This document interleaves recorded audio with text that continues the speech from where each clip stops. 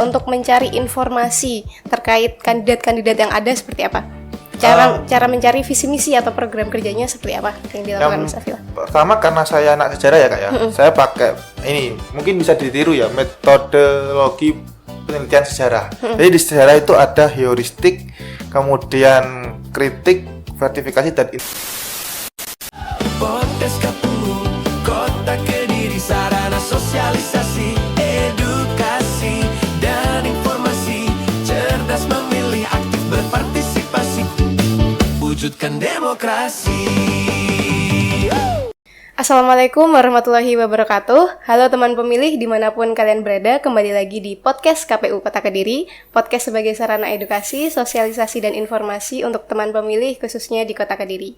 Kali ini teman pemilih akan bersama saya Farah yang akan menjadi host podcast pada episode kali ini. Oke, teman pemilih, perlu kita tahu bahwa demokrasi bukan hanya tentang mencoblos di TPS. Demokrasi adalah tentang kesadaran, tanggung jawab, dan keberanian untuk ikut menentukan masa depan. Dan di episode spesial kali ini, kita akan melihat demokrasi ini dari sudut pandang mahasiswa, generasi muda yang hari ini belajar, berdiskusi, dan bersuara di kampus, namun besok akan menjadi penentu arah bangsa. Nah, kali ini kita bersama Ketua BEM dari Universitas Nusantara PGRI Kediri yang kita akan ngobrol tentang pemahaman demokrasi. Halo, selamat datang Mas. Selamat datang Kak. Ya, bagaimana kabarnya? Alhamdulillah baik. Alhamdulillah. Mungkin bisa perkenalan diri terlebih dahulu di ini teman pemilih ya kita nyebutnya di sini. Teman pemilih ya. Iya, Halo sobat pemilih, perkenalkan nama saya Vila Putra Pratama. Saya adalah Ketua BEM Universitas Nusantara PGRI Kediri, atau biasa teman-teman mengenalnya dengan sebutan UNP ya. Tapi kalau di kampus kami itu nyebutnya bukan Ketua BEM Kak, tapi nyebutnya adalah Presma. Oh, Presiden Presma, mahasiswa, okay. Seperti itu. Nah, cuman kalangan umum kan biasanya nyebutnya Ketua Iya, betul. BEM. Seperti itu. Berarti sebenarnya disebutnya kalau di UNP-nya tuh Presma ya? Ya. Oke. Jadi bisa dipanggil Mas Afil lah, betul? Betul. Oke. Saat ini menjabat sebagai presiden mahasiswa, betul? Presma? Iya, sebenarnya secara definitif bisa dikatakan demikian. Oh iya, oke. Ketua BEM itu selama satu periode ini sudah? Ya, mulai dari November sampai dengan nantinya demisioner mungkin bulan Agustus atau September ya Pak ya. Oh gitu, di tahun 2026 ini? Iya. Oke. Nah, sebelum kita masuk ke obrolan nih, mungkin bisa diceritain gimana tuh rasanya menjadi ketua BEM? Ya, awalnya ya Pak ya, ini saya berpikir jadi ketua BEM itu seperti layaknya seorang presiden. Kayak mungkin orang banyak kenal dan lain sebagainya. Tapi realita enggak kok teman-teman. Karena kalau ke kampus, teman-teman ke kampus, itu kadang juga ada yang nggak kenal, ada yang nggak nggak tahu siapa itu saya, dan tidak sepopuler atau sebesar nama di kampus-kampus lain gitu. Kalau di kampus PTS mungkin ya. Tapi yang menurut saya yang menjadi besar ketua BEM itu bukan di nama atau gelarnya, tapi tanggung jawabnya. Oh iya, betul. Karena setiap omongan dan perbuatan saya kan juga dilirik, baik itu di kancah internal kami di kampus juga maupun di luar. Jadi kalau mau gerak sedikit atau mungkin aku bicara atau aku mungkin kalau anak sekarang bilangnya yeping ya, salah omongan itu bisa banget untuk dipelintir media gitu. Ya kalau yang kemarin kan dari UGM ya, itu mengkritik mengenai makan bergizi gratis MBG. Itu khawatir Kak, sebenarnya di awal-awal nanti waktu sampean ngirimkan draft pertanyaan itu, saya khawatirnya gini, ini kira-kira apa ya yang harus saya retcon ya? Karena takutnya nanti digoreng. Kan kemarin UGM baru kena, sekarang masa UGM Universitas Gang Mojoroto juga mau dipelintir media. Gang Mojoroto UNP maksudnya. UNP maksudnya. Sama-sama UGM ya. Sama-sama UGM. Berarti kayak gitu ya, pengalaman menjadi ketua BEM. Ya. Kalau ini ya, mungkin ada kayak kok gini sih ternyata jadi ketua BEM, ada nggak? Ya mungkin gini Kak, awal-awal kayak tanggung jawabnya besar, karena di kami itu memang sistemnya benar-benar dibuat kayak representatif dari negara kita, Indonesia.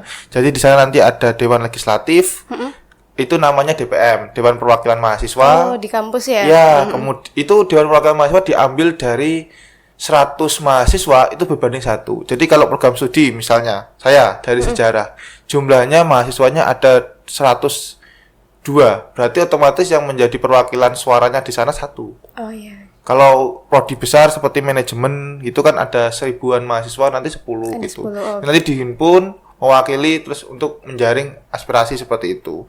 Kemudian kan juga kami ada lingkungan yang otoritas lebih bawahnya lagi seperti fakultas, itu nyebutnya kami gubernur fakultas. Oh iya. Ya, terus kemudian di bawahnya nanti ada himpunan atau hima seperti itu.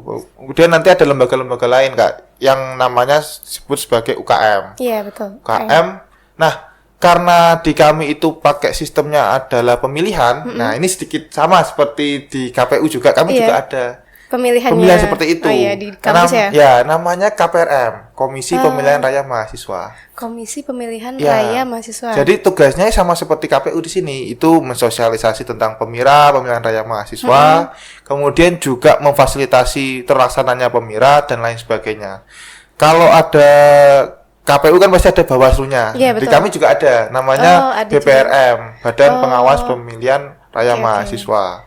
Sama tugasnya kayak di Bawaslu, kayak mengawasi jalannya mengawasi, pemilu. kemudian juga ikut bersosialisasi mengenai betul.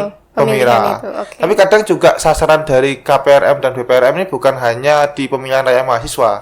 Kadang juga kami ngambil pendekatan atau teman-teman sana itu di pemilihan langsung atau pemilu. Biasanya penggandeng KPU juga mungkin barangkali pernah dapat undangan dari kami.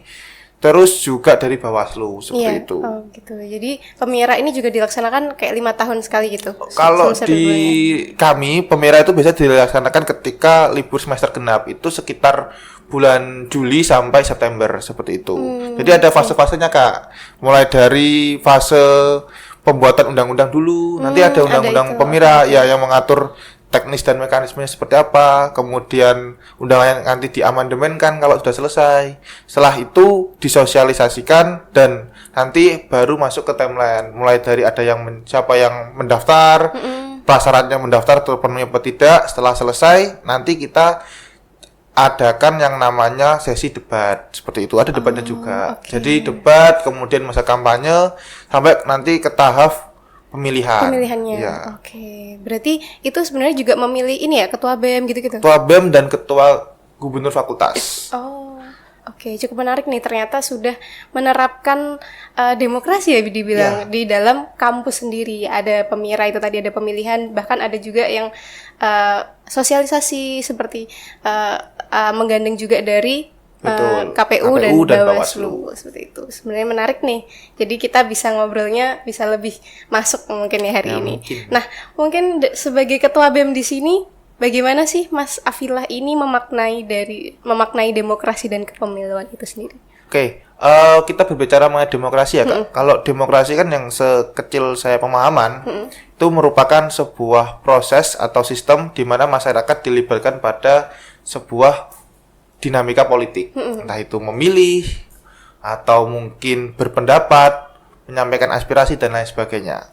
Nah, makanya nggak heran ada quotes yang agak melegenda ya, dari Presiden Amerika Abraham Lincoln bahwa demokrasi itu merupakan pemilihan sebuah masukan dari rakyat oleh rakyat kepada rakyat seperti itu. Jadi memang demokrasi ini sangat tergantungan terhadap masyarakat. Iya, Nah, betul. yang menjadi masalah ke depannya apakah masyarakat yang kita maksud itu sudah siap menerima demokrasi. Oh, iya, betul. Karena dalam sistem demokrasi itu adalah one man one vote. Satu orang satu suara. Nah, masalahnya yang terjadi di kita itu kadang suaranya antara si A dan si B itu memilihnya tidak berdasarkan alasan yang cukup logis. Ada beberapa yang melakukan pemilihan dengan perbandingan-perbandingan yang mungkin ini bisa menjadi evaluasi ke depannya bagi kita dan juga generasi muda, bahwa yang dilakukan teman-teman ini biasanya memilih berdasarkan entah itu kepopuleritasan, kalau nggak kemudian FOMO biasanya. FOMO gitu, atau mungkin ya karena kurangnya edukasi dan juga sosialisasi. Iya, betul. Mereka ya syukur milih gitu. Padahal ini kan pilihan yang menentukan masa depan. Masa depan, betul. Dan yang saya saya takutkan atau juga saya sesalkan dalam proses pemilu kemarin itu setelah adanya salah satu calon terpilih itu beberapa yang memilih merasa dia menang. Kayak oh iya pilihanku menang dan lain sebagainya. Ini bukan pemilu, itu bukan tentang juara kontes siapa yang paling favorit, bukan. Kita di sini tujuannya adalah memilih pemimpin negara. Nah, ini yang sering kali saya jumpai di sosial media kayak oh gini golongan saya lo menang, oh ini apa namanya pilihan saya menang, jagoan kamu kalah dan lain sebagainya. Padahal seharusnya esensi dari pemilu atau pemilihan dan demokrasi ini adalah menentukan arah gerak masa depan bangsa dan negara kita. Tapi yang terjadi justru menjadi ajang apa ya namanya, kayak kontestasi malahan seperti itu. Itu selama pemilu yang saya tangkap kemarin ya, karena ya kebetulan saya tuh baru memilih ya di 2024 kemarin, baru kesempatan memilih 2024 milih presiden dan juga DPR, Dewan Legislatif seperti itu. Ada beberapa sih Kak yang mungkin saya sendiri nggak merasa orang yang apa ya namanya kayak bersosial atau mungkin idealis dan lain sebagainya, enggak kok. Saya juga ada kalanya merasa kurang teredukasi. Nah, khususnya itu di bagian ini Kak, kalau kita bicara pemilu, DPRD.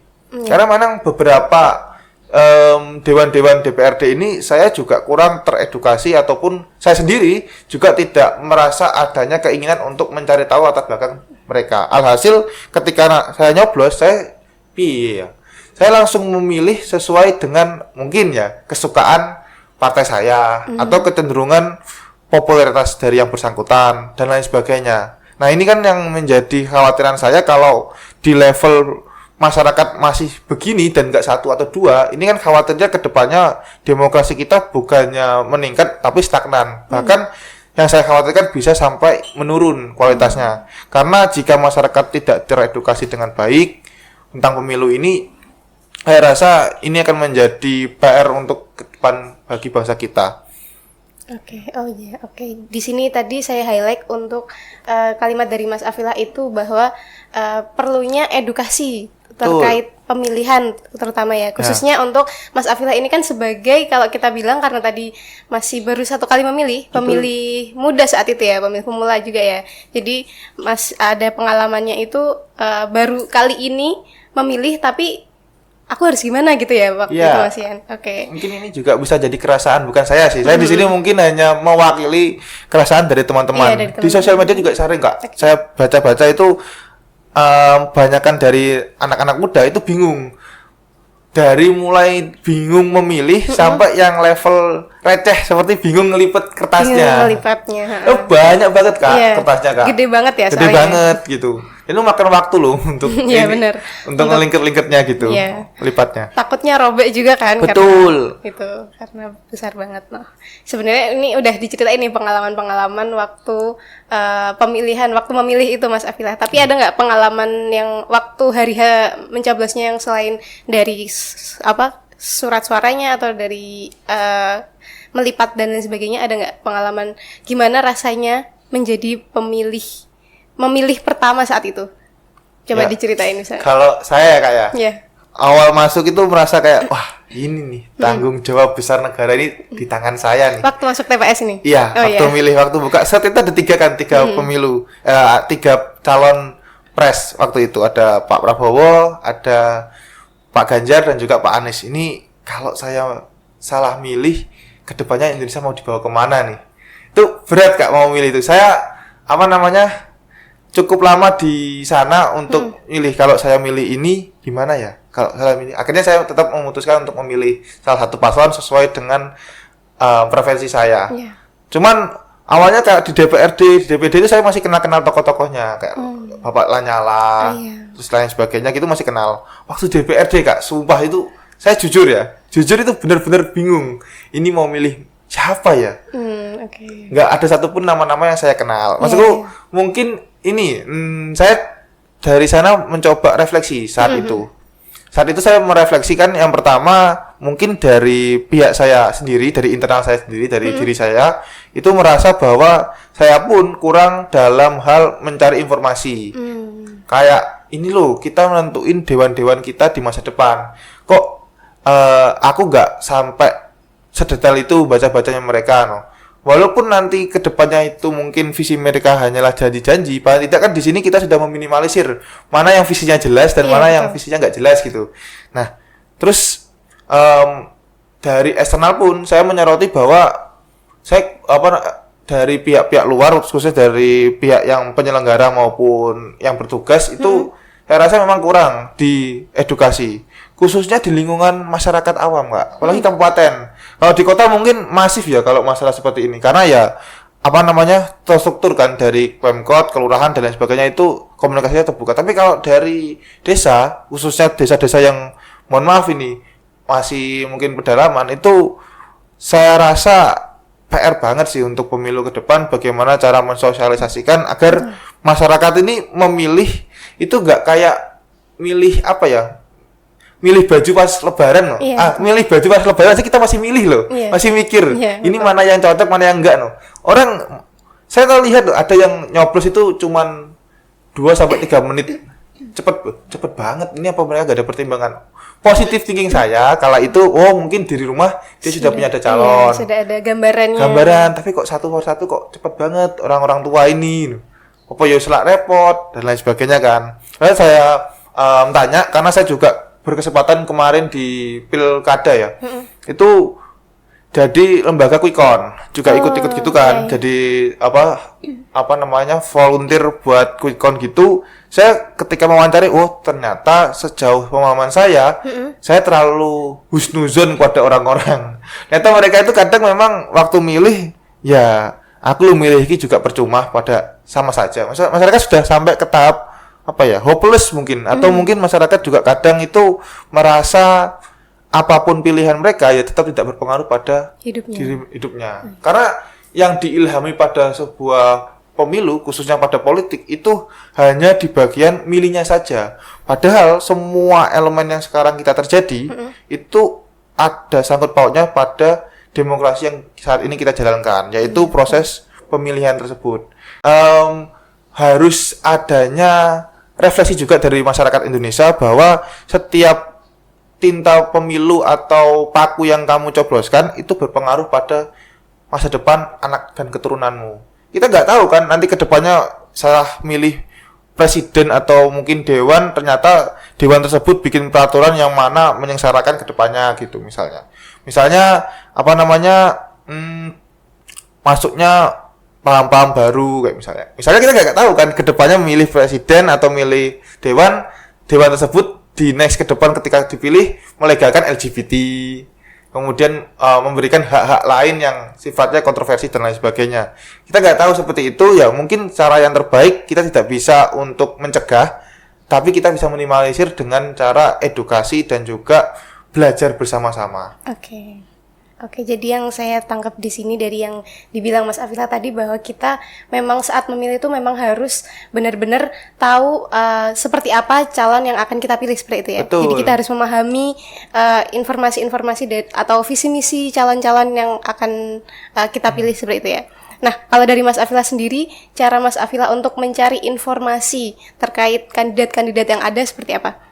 Cara mencari visi misi atau program kerjanya seperti apa yang dilakukan Mas Afila? Pertama, karena saya anak sejarah ya Kak ya, saya pakai ini mungkin bisa ditiru ya, metodologi penelitian sejarah. Jadi di sejarah itu ada heuristik, kemudian kritik, verifikasi dan interpretasi. Jadi heuristik itu proses pengumpulan data. Jadi kita kumpulkan saja narasi-narasi yang dibangun, entah itu dari kubu mereka. Maksudnya cara misalnya dari paslon 1 itu kelihatan banget narasi yang dibangun oleh influencer ini benar-benar basir ke paslon ini. Ya kita tulis aja, catat saja poin-poinnya. Kemudian dari influencer kedua, dari tokoh atau dari ahli yang ketiga dan lain sebagainya dikumpulkan. Kemudian coba kita refleksikan, kita verifikasi satu persatu dari dari narasi atau pendapat yang mereka sampaikan. Misalnya pasti kan kita bisa menemukan bahwa kok di sini ada perbedaan seperti ini. Daripada kita taunya dari orang lain, mending kita coba cross check benar tidak tuduhan-tuduhan tersebut. Siapa tahu itu hanya tuduhan yang tidak mendasar untuk menurunkan elektabilitasnya. Nah, dari sana setelah kita melakukan verifikasi dan kritik dari narasi atau data yang kita dapatkan, kita bisa mengambil kesimpulan. Dari sana kan kita bisa mengetahui latar belakang, kemudian visi misi yang jelas. Kan bisa terlihat Kak dari dari progresnya, kemudian dari cara dia berdialog dengan masyarakat, dan juga dari cara pelaksanaan teknis program kerjanya. Di sana bisa kita lihat mana program kerja yang benar-benar dipikirkan untuk rakyat dan mana yang digunakan hanya untuk mencari dukungan atau populis, seperti itu. Oke, berarti benar-benar melihat track record dari kandidat-kandidat yang ada. Betul. Ya. Itu memang sangat penting ya. Nah, kalau menurut Mas Afila sendiri, generasi muda saat ini sebenarnya sudah menerapkan itu, atau mungkin di lingkungan kampus Mas Afila, mungkin dari teman-teman Mas Afila atau dari lingkup mahasiswa sendiri itu sudah menerapkan itu untuk harusnya tuh melihat track record dan juga memahami setiap kandidat tuh benar-benar dipahami betul-betul seperti itu. Ada beberapa mahasiswa yang mendapatkan privilege bisa berpikir demikian. Mungkin karena dia dari awal dia sudah berpikir kritis, sehingga tidak perlu dijelentrehkan atau tidak perlu untuk dijelaskan. Dia sudah mengerti bagaimana cara untuk memilih. Tapi ada beberapa mahasiswa yang mungkin dia berangkat sebagai mahasiswa itu bukan untuk belajar, karena dia nanti untuk mendapatkan gelar dan mendapatkan pekerjaan. Nah, itu ada beberapa yang memang saya rasa masih kurang lah kalau untuk peran dalam pemilihan. Karena yang saya garis bawahi dan saya jumpai beberapa di golongan tertentu, utamanya ketika pemilu 2024 kemarin, itu banyak anak-anak atau generasi muda yang mudah terkontaminasi dengan polarisasi di sosial media. Modalnya buzzer. Nah, belakangan yang saya lihat, khususnya di pemilu kemarin, itu teman-teman saya, karena saya dulu waktu pemilihan masih semester 5 ya, kayak 4 atau 5 gitu kalau nggak salah. Saat pemilihan itu. Saat pemilihan itu langsung, jadi mungkin saya juga ditanggung jawab dan juga beban moralnya tidak seperti sekarang kan, harus memilah kata sebaik mungkin. Kalau di dulu ya, saya melihat beberapa teman saya juga cukup mudah terinfluence dengan beberapa, ya mohon maaf, seperti goyangan TikTok atau mungkin gimmick-gimmick imut dan lain sebagainya. Dan ini bukan hanya di Indonesia kok. Saya baca juga di Filipina itu juga salah satu paslon presiden mereka itu Bongbong Marcos. Saya sebutkan karena kalau di Filipina kan nggak ada somasi ya. Nah, seperti itu. Di Bongbong Marcos itu juga melakukan hal yang serupa seperti di Indonesia. Tapi mungkin dia lebih dulu malahan. Dia di 2020 dulu waktu pemilihan presiden Filipina, dia itu menerapkan yang namanya ini. Dia itu kan sebenarnya anak diktator, Kak. Anak diktator, kemudian track record dia juga cukup buruk, tapi dia pemilu waktu dia mencalonkan presiden, dia merubah itu semua. Dia mulai mendekatkan diri ke sosial media, dia mulai joget-joget, kemudian dia punya gimmick sayang anjing gitu kan. Di Filipina mungkin banyak orang yang suka anjing gitu kan, anjing imut dan lain sebagainya. Alhasil terkena dampaknya. Nah, di Indonesia pun juga demikian. Disclaimer ya, saya tidak pernah mempermasalahkan siapapun pilihan Anda, mau itu pilihan Anda ini atau itu, asalkan kalian memilih berdasarkan logika yang jelas atau alasannya rasional gitu.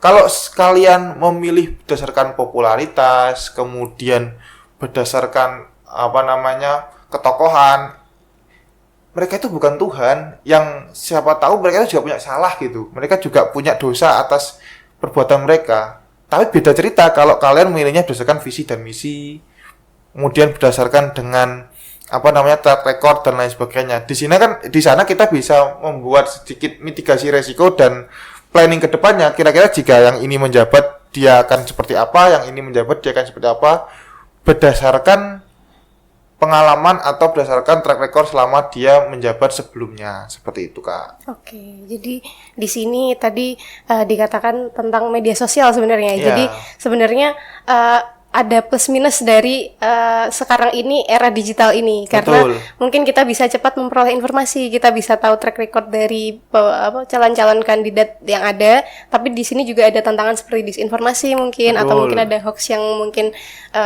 ini kayak informasi ini tuh kurang benar, tapi ternyata benar-benar bisa tersebar dengan cepat karena adanya media sosial itu tadi. Betul, Kak. Okay. Dan yang saya garis bawahi ya, bahwa ini dengan adanya media sosial, benar semua orang semakin terfasilitasi kebebasan dia berpendapat. Tapi dengan banyaknya orang berpendapat itu juga tidak dibarengi dengan yang namanya tanggung jawab dalam opininya. Nah, ini kan yang bahaya. Seorang artis selebgram TikTok berbicara soal hukum, berbicara soal politik, menurut saya seperti itu kan dia bilangnya. Ini kan menurut saya, sedangkan mungkin artis-artis atau selebgram tersebut tidak punya kompetensi atau dasar ilmu pengetahuan untuk mengkaji atau membahas hal tersebut.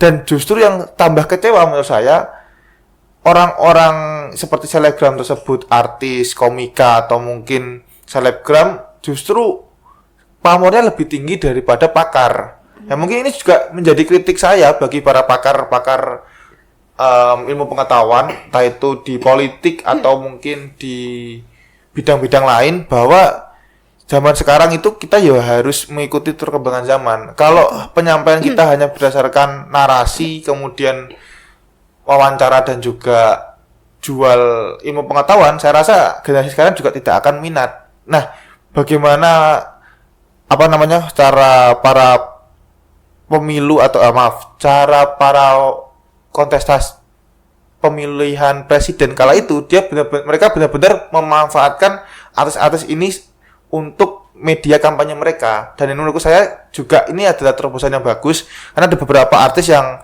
terang-terangan dia ini, terang-terangan dia itu, dan lain sebagainya. Nah, yang jadi masalah kan justru orang-orang milihnya karena jagoanku milih ini, saya juga ikut milih ini. Nah, yang jadi masalah seperti itu. Terus kembali lagi ke pembahasan awal, di mana banyaknya media sosial ini tidak dibarengi dengan tanggung jawab moral terhadap opininya. Ini yang mengkhawatirkan nggak? Karena kalau sampai pakar saja tidak didengar dan lebih mementingkan selebgram, ya saya rasa kebijakan-kebijakan yang akan datang nantinya hanya berdasarkan bagaimana masyarakat bisa diterima atau masyarakat mudah untuk menerima, bukan bagaimana jangka panjangnya nanti berdampak bagi masyarakat luas. Oke. Luar biasa nih yang sudah dibilang sama Mas Afila ini tadi. Jadi memang mahasiswa itu harusnya bisa memiliki kemampuan untuk memilah informasi itu tadi ya. Betul. Nah, kalau kita ngomongin tentang, balik lagi kita ngomongin tentang BEM nih. Sebenarnya peran BEM dalam meningkatkan kesadaran politik di kampus itu seperti apa? Mungkin ada kegiatan yang dilakukan di lingkup BEM atau lingkup kampus itu sendiri untuk kita, tujuannya untuk meningkatkan demokrasi di kalangan mahasiswa mungkin seperti itu. Kalau kita berbicara mengenai BEM ya, saya tidak bicara BEM saja, tapi juga bicara mengenai organisasi mahasiswa, itu sebenarnya teman-teman juga banyak upaya untuk melakukan ini, aktualisasi atau mungkin sosialisasi mengenai politik. Jadi perlu digarisbawahi bahwa politik ini bukan ketika pemilu saja 5 tahun sekali, teman-teman, tapi politik ini semua bidang. Seperti kita beli bensin itu juga hasil produk politik, kita berangkat naik motor kemudian bayar pajak itu juga produk politik, dan lain sebagainya. Jadi politik itu benar-benar bisa terafiliasi dengan semua bidang. Yang ini yang perlu digarisbawahi.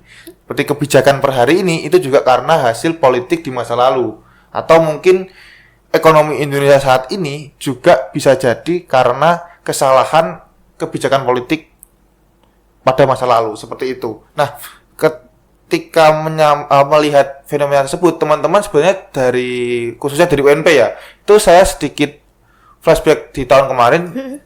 Teman-teman cukup mengerti hal tersebut. Mereka tahu bahwa sasaran anak-anak sekarang itu sudah tidak lagi suka dengan namanya kepakaran. Mereka lebih cenderung dekat dengan namanya popularitas dan juga influencer. Nah, tapi ini yang menjadi sedikit pembeda, kita juga harus tahu benar-benar apakah dari influencer tersebut punya kredibilitas untuk mengucapkan atau berbicara mengenai hal yang kita bahas. Nah, dari teman-teman UNP khususnya di tahun kemarin itu cukup bagus untuk edukasi politiknya. Kami kemarin ada yang mengundang Rocky Gerung juga di kampus, seperti itu. Kemudian juga ada, Mbaknya pernah dengar Presiden GZ tak? Presiden? Gen Z itu Rian Fardi. Oh, belum pernah sepertinya saya. Oh iya. Iya, FP. Itu juga pernah teman-teman undang juga dan lain sebagainya. Jadi memang upaya dari teman-teman ini, khususnya dari mahasiswa, organisasi mahasiswa itu sangat cukup masif. Bahwa kita tidak bisa selesai bahwa harus berbicara politik, harus tokoh politik seperti DPRD atau tokoh-tokoh lainnya. Itu penting, iya. Mereka pasti di bagian pengawas hukumnya. Tapi jika kita berbicara mengenai minat untuk meningkatkan minat masyarakat, ya mau nggak mau kita harus menggandeng influencer tersebut. Kayak mungkin yang paling saya kenal influencer yang paling getol mengenai politik maupun demokrasi kan ada Ferdian itu. Kemudian juga ada Sadam Permana. Itu dia cukup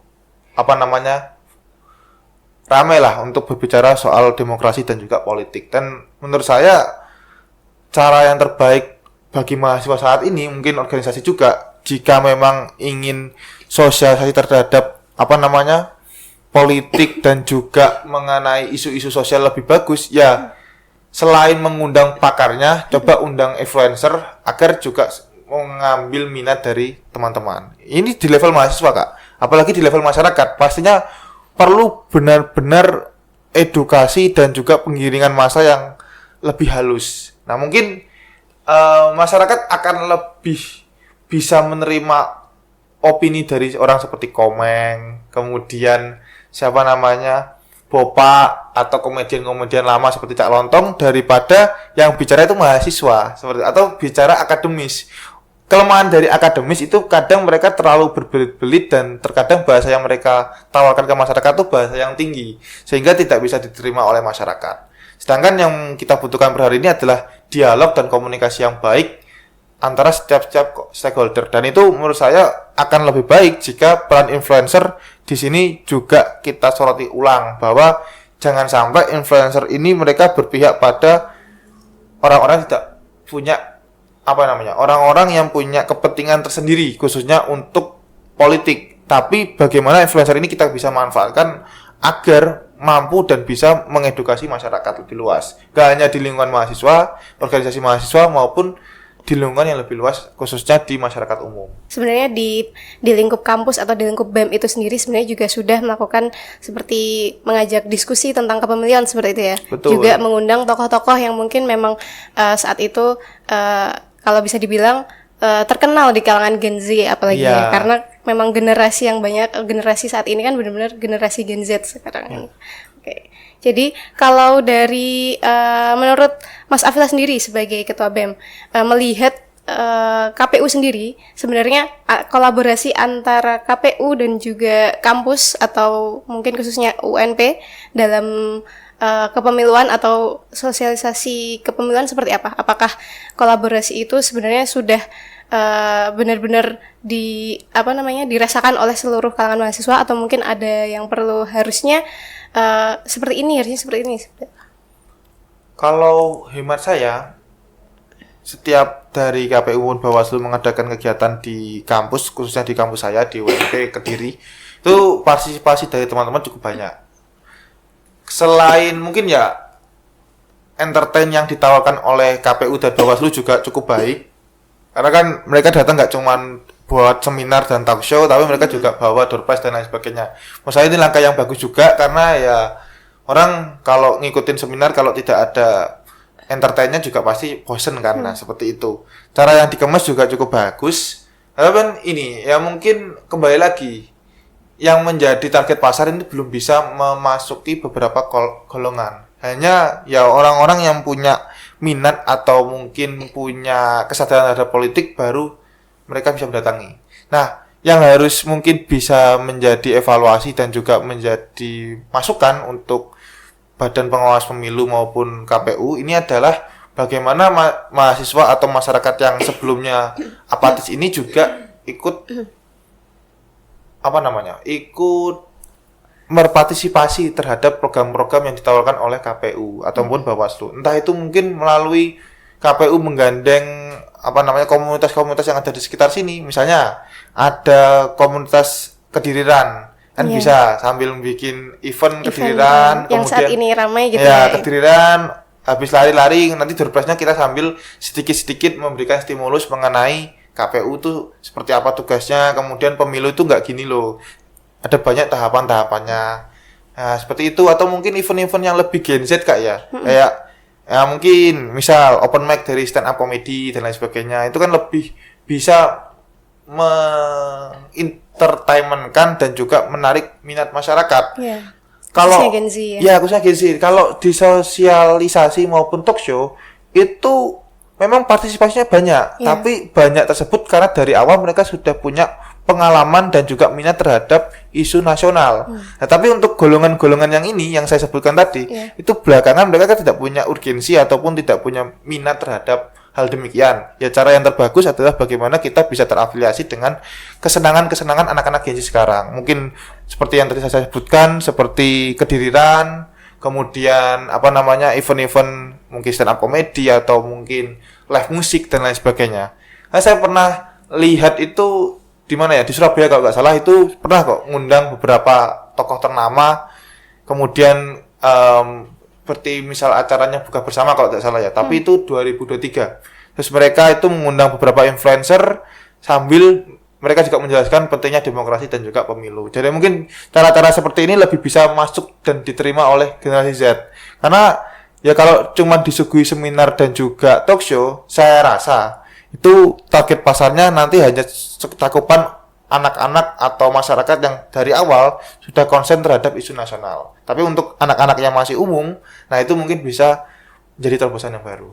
Oke, jadi tadi benar yang dibilang sama Mas Afilah mungkin ya, karena salah satu tugas dari KPU juga kan untuk melakukan sosialisasi. Nah, jadi benar-benar kita mungkin bisa dengan cara menyamakan atau masuk ke stylenya Gen Z itu ya. Betul. Jadi dengan cara misalnya Gen Z sekarang itu yang rame di kalangan Gen Z itu sekarang ada tadi yang yang disebutkan Mas Afila kayak run dan sebagainya. Mungkin kita bisa melakukan program-program itu, tapi juga ada disisipkan sosialisasi kepemilian di situ. Oke.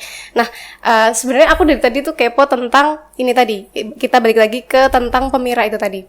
Tentang tahap-tahap pemira itu tadi. Itu berarti sebenarnya sama juga atau enggak sama di lingkup KPU ini kan biasanya kita ada kayak mungkin ada debatnya atau sampai orasi dan juga ada pokoknya paparan visi misi dari calon-calon kandidat yang ada seperti itu atau seperti apa? Kalau proses dari pemira itu. Based on experience saya, dari pengalaman saya ya kurang lebih kami mengambil pendekatan mirip seperti yang ada di Indonesia sendiri. Jadi mulai dari prasyarat calon-calonnya dijabarkan oleh pengawas dan juga panitia penyelenggara kegiatan KPU ya, kalau di sana nyebutnya KPPRM atau KPRM. KPLM bisa disebut apa itu? KPRM itu Komisi Pemilihan Raya Mahasiswa. Okay. Jadi di sana memang sudah ada lembaga khusus yang tugasnya untuk melakukan pemilihan dan juga sosialisasi mengenai pemira. Dan di kami, baik itu Komisi Pemilihan Raya Mahasiswa maupun Badan Pengawas Pemilihan Raya Mahasiswa BPPRM, itu keduanya merupakan lembaga independen. Jadi meskipun secara otoritas di kampus saya sebagai ketua BEM itu paling tinggi, tapi saya tidak bisa intervensi mereka. Jadi mereka benar-benar tidak tersentuh gitu. Tapi ketika atau mungkin setiap program kerja maupun progres yang mereka lakukan, mereka tetap berkoordinasi dengan kami. Tapi sifatnya hanya pemberitahuan dan saran. Kami benar-benar tidak bisa masuk ke sana karena ya kembali lagi ini adalah lembaga yang tugasnya untuk menentukan pemilih, kemudian menjalankan undang-undang pemilihan. Pastinya kalau kita masuk ke intervensi nantinya kan juga menjadi sebuah masalah ke depannya tentang netralitas dan lain sebagainya. Kemudian tahap-tahap yang disajikan kurang lebih sama sih Kak. Nanti ada sosialisasi, habis sosialisasi timeline. Jadi kalau di kami pemiranya itu ada 2 timeline. Yang pertama ada pemira untuk himpunan dan juga untuk UKM. Nah ini pemiranya sistemnya melalui musyawarah. Jadi nanti setiap UKM dan Hima mereka ada musyawarah kepengurusan di akhir, di mana pada musyawarah besar nantinya, misalnya sebutannya MUBES atau musyawarah besar, itu dilangsungkan untuk memilih dan juga menunjuk ketua maupun kahim yang akan terpilih, entah itu nanti prosesnya melalui mufakat maupun melalui voting. Nah, berbeda dengan hima maupun UKM tadi yang saya sebutkan, untuk level fakultas dan universitas itu melalui yang namanya PEMIRA atau pemilihan raya mahasiswa. Dari mulai awal nanti kita mencalonkan diri, mengambil berkas, kemudian mengisi berkas tersebut. Di berkas tersebut nanti juga ada prasyarat. Seperti kalau di Indonesia sendiri juga ada ya kayak kalau mau jadi presiden harus ada prasyarat kayak kalau mau jadi gubernur seperti kemarin yang di Jakarta itu harus mengumpulkan KTP dan lain sebagainya, itu ada ya? Berarti syarat administrasi lebih. Ya, syarat gitu juga ada di kami. Sama juga sama. Ya di kalau di Indonesia kan KTP ya, kalau di kami KTM itu nyebutnya.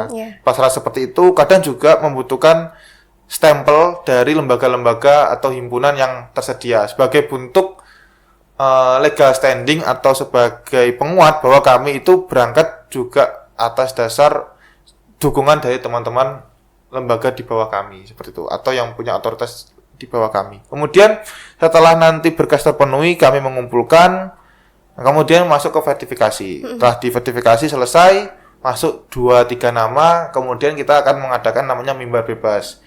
Mimbar bebas nanti penyampaian visi misi di publik, khususnya di tempat umum di kampus, yang nanti kita bisa menyampaikan aspirasi, visi misi, dan bagaimana program kerja jikalau kami terpilih, seperti itu. Berarti itu seperti kampanye, seperti itu? Ya, seperti kampanye. Dan kami pun juga diperbolehkan melakukan atau membuat ATK, alat peraga kampanye itu apa Kak? Oh, APK. APK ya, alat peraga kampanye seperti banner, Yeah. kemudian pamflet, flyer dan lain sebagainya itu boleh diperkenalkan. Cuman ya kembali lagi dari lembaga pengawas dan juga penyelenggara itu kami memang punya aturan ketat dalam tempat-tempat mana saja yang boleh ditempelkan APK. Oh, berarti juga ada aturannya Ya. di mana boleh dan nggak boleh. Kan khawatirnya nanti kalau tim sesnya ngawur misalnya Kak, nanti ditempelkan ke mobil orang kan juga bahaya gitu.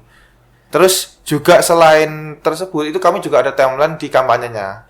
Jadi mungkin 3 atau 4 hari itu nanti kita diperbolehkan untuk kampanye, entah itu melalui mimbar bebas atau juga kita bisa melalui turun langsung ke mahasiswa, entah itu ke Di lingkup kelas, kampus berarti ya? entah ke kelas-kelas minta izin atau nanti bisa langsung ke himpunan-himpunan yang terafiliasi untuk mendukung kita, seperti itu. Setelah semua langkah itu terpenuhi, nanti puncak acaranya adalah kita nanti ada debat, sesi debat.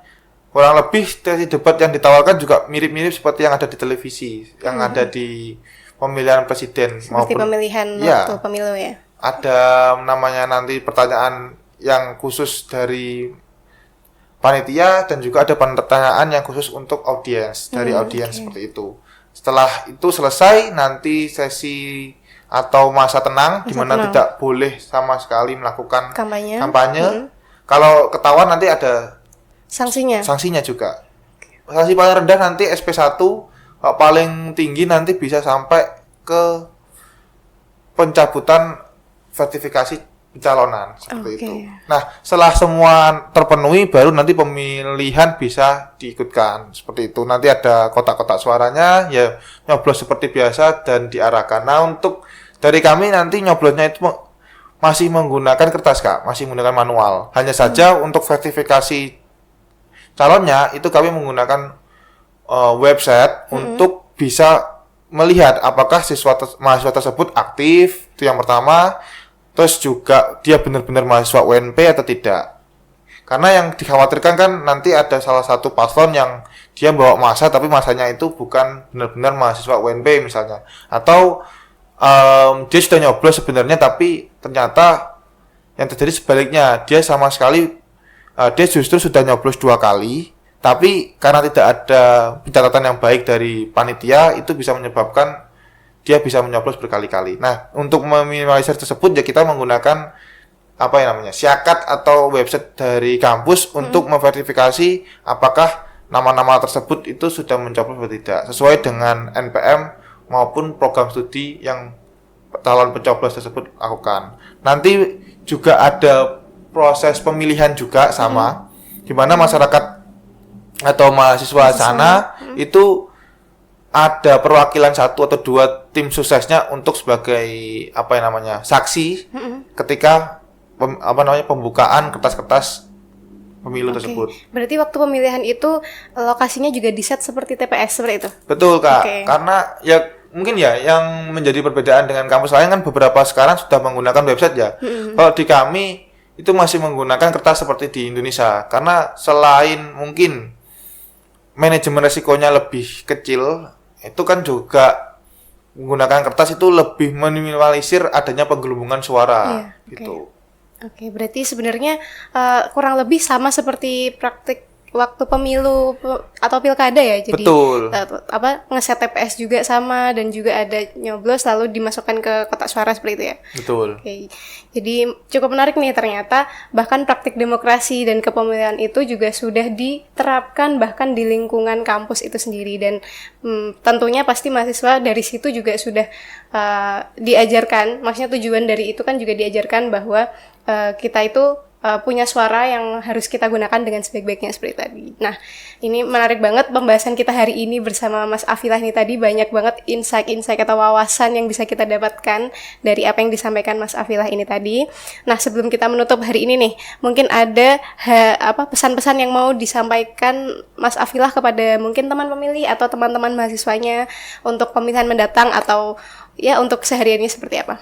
Kalau dari saya sebenarnya berharap nantinya teman-teman benar-benar memilih pemilihan atau baik itu dari level rendah seperti Pilkades sampai taraf daerah seperti Pilgub hingga nasional seperti pemilihan presiden itu kita benar-benar memilih yang serius teman-teman. Maksud saya di sini adalah kita benar-benar melihat track record mereka, benar-benar melihat visi dan misi mereka. Jangan sampai terbuai dengan omongan dari influencer atau mungkin dari buzzer.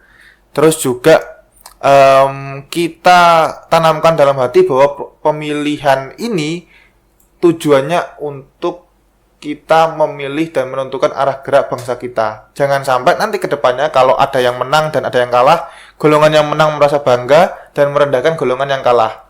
Ini kan malah terkesan sebagai bentuk kompetisi, bukan pemilihan pemimpin seperti itu. Nah, kemudian kalau saya ya Kak mau sedikit berharap untuk pemilihan kedepannya, tapi ini bukan tentang teknisnya, melainkan tentang calon pemimpinnya. Saya berharap nantinya ada pemimpin yang benar-benar bisa berdialog dan berdialek bersama masyarakat, khususnya rakyat-rakyat kelas bawah, yang dimana mereka benar-benar harus dibutuhkan. Kenapa saya bilang harus bisa berkomunikasi maupun berdialog? Karena Indonesia ini merupakan negara yang beraneka ragam, negara yang sangat majemuk Kak. Ada orang dari Papua, Kalimantan, Sumatera, Jawa, sukunya juga beda-beda. Jadi kalau kita tidak punya pemilih yang atau pemimpin yang benar-benar tidak bisa berkomunikasi, itu akan menjadi bahaya. Nah, pilihlah pemimpin kedepannya yang benar-benar dia bisa menunjukkan bahwa dia bisa berkomunikasi terhadap masyarakat, bisa berdialog dengan masyarakat, berdialog secara egaliter, sikap maupun tindakan, bukan berdialog dengan todongan senjata, tapi benar-benar kebijakan maupun dalam dia menentukan arah gerak bangsa ini melalui proses yang namanya dialog bersama masyarakat.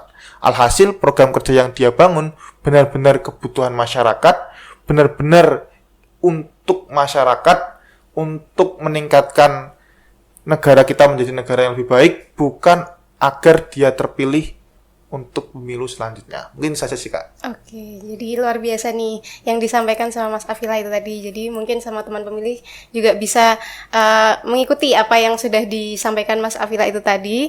Dan juga saya di sini mungkin menyampaikan terima kasih banyak kepada Mas Afilah atas waktunya hari ini. Terima kasih sudah hadir.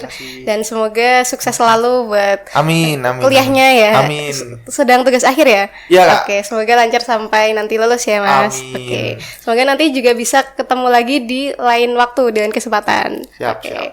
Jadi teman pemilih, kalau bisa disimpulkan di sini bahwa mahasiswa itu bukan sekedar penonton dalam proses demokrasi itu sendiri. Jadi mahasiswa itu energi, suara kritis dan penjaga nilai-nilai demokrasi itu sendiri. Dan juga mari gunakan hak pilih kita dengan bijak, tingkatkan literasi politik, dan jadilah bagian dari perubahan itu sendiri. Oke, di sini saya Farah akan mengakhiri podcast hari ini. Jangan lupa kepada teman pemilih semua untuk like, comment, share, dan subscribe video YouTube KPU Kota Kediri. Jangan lupa juga untuk follow media sosial KPU Kota Kediri. Dan jangan lupa juga untuk isi survei kepuasan masyarakat yang linknya akan dicantumkan di video berikut ini. Dan saya Farah pamit undur diri. Sekian dan sampai jumpa. Wassalamualaikum warahmatullahi Wujudkan wabarakatuh. demokrasi.